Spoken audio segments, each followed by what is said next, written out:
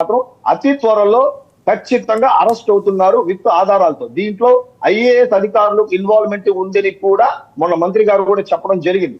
ఇక్కడ ద్వారంపూడి చంద్రశేఖర్ రెడ్డిని పర్సనల్ గా టార్గెట్ చేయాల్సిన అవసరమే లేదు సార్. మీది చాలా సిస్టమాటిక్ పార్టీ కదా సార్ మహేష్ గారు, మీది చాలా సిస్టమాటిక్, నిర్మాణాత్మకంగా మాట్లాడతారు, ఆలోచిస్తారు, పరిశోధిస్తారు. కాబట్టి ఒక చిన్న సజెషన్, అబ్జర్వేషన్ అని అనుకోండి. ఇలాంటి కళంకితులైన ఐఏఎస్లు ఐపీఎస్లు మాకు వద్దని చెప్పి యూపీఎస్సీకి మీరు లెటర్ రాసి మొత్తం అసలు పులుగడిగిన ముత్యాలు శుద్ధపోసలను మాత్రం ఆంధ్రప్రదేశ్ పంపించండి అని అడగచ్చు కదా. ఆల్రెడీ 37 మందిని ఒక నిమిషం లక్ష్మణరావు గారు వస్తాను మీ దగ్గర. ఇంకా ఆయన లెట్ హిమ్ కంప్లీట్. మీకే లక్ష్మణరావు గారు, మీ వల్లే ఇంత జాగ్రత్తగా అందరూ పనిచేస్తున్నారు. మీ థ్యాంక్ఫుల్ సార్, మీకు థ్యాంక్స్ చెప్పుకుంటున్నాం సార్. ఐఏఎస్ ఆఫీసర్ కూడా ఐఏఎస్ ఆఫీసర్ పేరు వచ్చిందంటే ఊరికే చెప్పరు కదా సార్. ఐఏఎస్